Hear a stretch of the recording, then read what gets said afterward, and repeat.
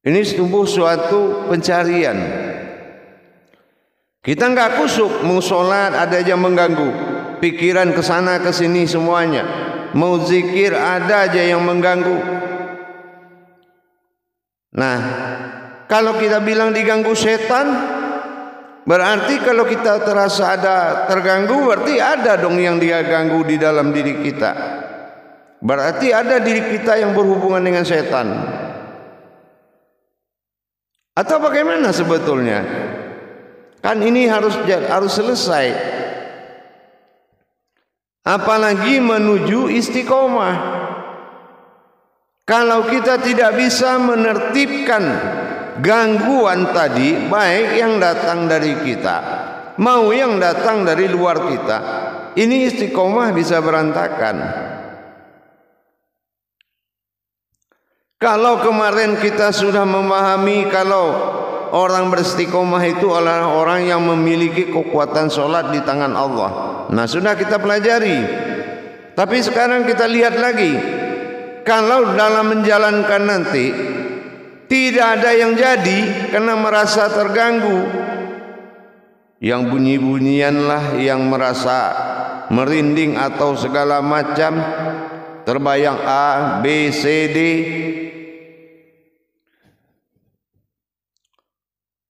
Ini datang yang menggoda atau memang kita memiliki kodrat batil?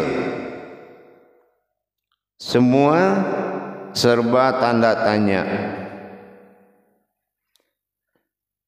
Untuk itu, mari kita belajar bagaimana kita menghilangkan kebatilan itu yang mengganggu kita dalam beribadah. Bagaimana caranya supaya kebatilan ini sirna dari pandangan kita, sehingga kita tidak terganggu lagi, kita nyaman dalam menjalankan ibadah, santai, nikmat dan menikmati sesuai dengan jalannya. Tapi kalau semua terganggu, ini disebabkan oleh kodrat yang batil itu masih ada di dalam diri kita. Kalau syaitan mah dia sudah perjanjiannya untuk menggoda manusia itu, sudah izin Allah untuk digoda. Karena Allah menjamin tidak akan bisa tergoda, karena manusia itu kalau kebatilan itu masih ada di diri kita, Allah tidak menjamin kita akan bisa bertahan. Tapi kalau sudah tidak ada kebatilan, pasti Allah sudah menjamin. Silakan kalau mau goda, kalau kamu kuat. Tetapi di dalam hal ini, kekhawatiran, kewaswasan, sifat kemanusiaan yang masuk dan berlebih-lebih, akal, nafsu kita yang muncul, serba ingin A itu. Ini kita harus bisa, coba perhatikan ke sini. Ini kita harus bisa menghilangkan kekuatan batil itu agar bisa kusuk terhadap pelajaran. Saya akan ajarkan bagaimana caranya membinasakan keraguan-raguan, ketakutan, was-was segala macam, akal, nafsu segala macam yang mengganggu. Ingat, dikala kita pernah belajar al-ikhlas, diawali kodrat U, ya, diakhiri oleh kodrat ahad nyata A, U pada dasar awal. Di sini kita harus melihat kepada perjalanan surat An-Nas, ya. Di situ ada kul a'u. Nah, ingat, ya, berarti lihatlah atau saksikanlah. Kul, lihat dan saksikanlah. Au, a dengan u, tapi karena dia di sini adalah hamzah u-nya, maka dinamakan au. Nah, kalau au itu dinamakan dengan sifat ain karena ada nun, ya. Karena nun ain berarti penglihatan, ya. Nah, kalau ain itu penglihatannya disebut nurmain, ya. Nurmain itu adalah cahaya pandangan Allah, ya. Allah kalau dia melihat sendiri, pandangan dia dipakai itu namanya nurmain. Di sini ada ain, alif kasrah a dengan ain hamzah. Nah, di sini sudah dinamakan. Jadi kalau kul au, nah katakan dan lihatlah, saksikan dan lihatlah ain. Nah, di sini ada kata zubira binnas. Nah, ya, apa? Lihatlah aku menyaksikan atau menguasai birabbi dengan batinku nas nur, ya. Lihatlah aku menguasai pandangan batinku dengan nurku. Malik dan bangkit, ya. Malik dan bangkit. Kin datang, nas berupa nur, ilahinas dan menguasai semuanya, berderajat ketuhanan dan menguasai semuanya. Apa yang kita lihat dengan pandangan batin Allah berupa cahaya nurmain, penglihatan Allah, maka kita lihat nafsu, kita arahkan kepada akal, kita arahkan kepada ragu-ragu, kita arahkan kepada ketakut-takutan, takut, ditakut-takuti.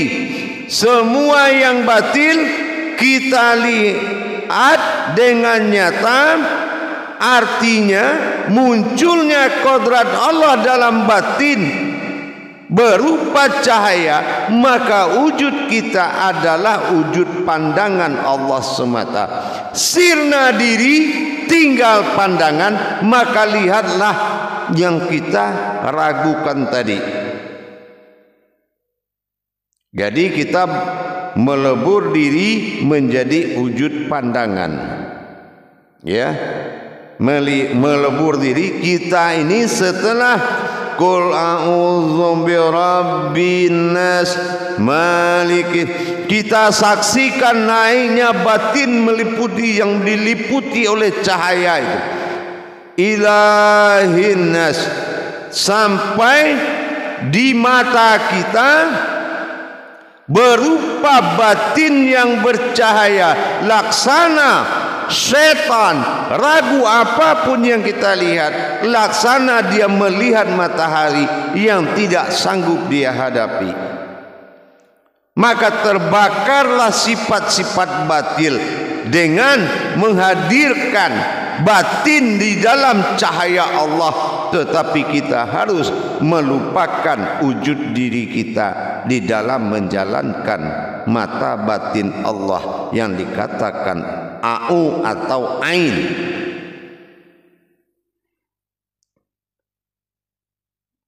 Qul au, kita melihat mata batin itu. Qul au zubirab, dan dia berkuasa menguasai kita.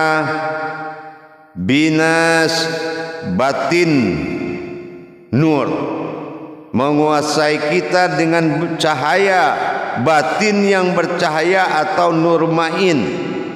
Binas, malikin nas, dia bangkit datang berupa cahaya ilahin nas. Disitulah nur. Nas itu sin, sin itu nur. Jadi disitulah dia membakar was-was, ragu-ragu apa yang kita alami. Wiridkan itu terus sebelum masuk istiqomah. Takut, ragu, enggak percaya, was-was. Nah, kita kan tahu tuh kalau kita takut kan rasanya seperti apa. Nah, itu yang terasa itu yang dibakar. Cuma kita la maujudun, kita tidak boleh ada melainkan pandangan Allah semata. Min syarril waswasil khannas. Nah, kita lihat tuh sifat-sifat itu. Allazi waswisu fi sudurin nas. Kita lihat tuh. Minal jinnati wan nas. Sifat kemanusiaanku hangus terbakar habis oleh nur ma'in, cahaya. Tapi kita memang harus berubah menjadi kodrat cahaya tersebut, membawa nurnya. Berapa panasnya matahari itu baru 1% dibandingkan panasnya nur ma'in itu. Gitu ya. Dan ini kita melihat pembakaran itu dan tidak melihat wujud yang membakar. Gitu ya. Oh, siapa yang membakar nggak perlu dilihat. Yang penting wujud nur ma'in itu dia sudah pasti tunggal pandangan itu berdirinya. Maka dia bilang binas. Binas itu artinya bi itu batin, nas itu nur. Bi itu adalah batin atau dikatakan dengan ain tadi, au tadi gitu. Makanya orang ngaji itu a'udzubillah. Nah, batin itu adalah batinnya Allah. A'udzubillah, na'zubillah, himinas. Nah, itu kehidupan, nas itu aku manusia. Syaitanir rajim. Dibakar sama nurnya semua. Lalu Gitu. lalu Bu ya, ketika itu sudah pembakaran seperti itu Bu ya, apakah kita bisa merasakan ketenangan itu? Kita tidak meminta ketenangan, kalau perlu begaduh aja terus kata orang Malaysia, yang penting mustajab semua. Karena ya, biarkan saja ya. Biarkan saja karena dia akan teratur dengan rapi sendiri. Kenapa? Karena kita tidak mau diganggu, karena kita mau beribadah. Alright, berarti hikmahnya kemana? Hikmahnya tidak terganggu dan terbukalah hijab tadi, kan gitu. Mana yang terhalang itu terbuka semua, mana yang sulit itu akan tembus karena kita konsentrasi tanpa ada yang mengganggu. Berarti juga di situ kan nggak ada nafsu Bu ya, karena kan kita tidak bisa sebenarnya. Ya, kalau ada nafsu, nafsu itu bakar. Sekarang mana yang menurut kita yang mengganggu kita, itu yang dibinasakan. Apa yang menurut kita yang membuat kita terganggu? Nafsu kah? Akal kah? Setan kah? Sifat kah? Was-was kah? Bakar aja. Ada nama pasti ada kodratnya. Kodratnya itu yang dibakar, kan gitu. Iya, mungkin semuanya ada di dalam diri kan Bu. Nah iya, makanya himina syaiton, kehidupan setan kita gitu. Ya, insya Allah. Lalu satu lagi nih Bu ya nih. Di dalam surat An-Nas itu kan. Iya. Birok kan birok nih, hirok kan Bu ya. Terus yang kedua Malik. Ya, bangkit. Bangkit. Terus yang ketiganya balikin ilah. Ilah.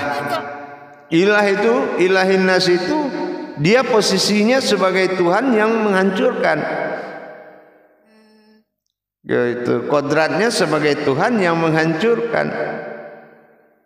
Oh begitu. Ya, karena surat An-Nas ini kan 7 tingkat, semua ayat kan 7. Ini salah satu dari yang 7 adalah menghancurkan kebatilan. Bukan surat An-Nas itu cuma satu itu. Surat An-Nas itu memiliki 7 kodrat, sama kayak Al-Fatihah 7 ayat tapi 7 juga kodratnya, semua 7 gitu. Syariat, hakikat, tarekat, ma'rifatnya, kodrat, iradat, ilmu. Jadi cara pembacaan itu ada 7. So, ya. Ya, paham? Ya.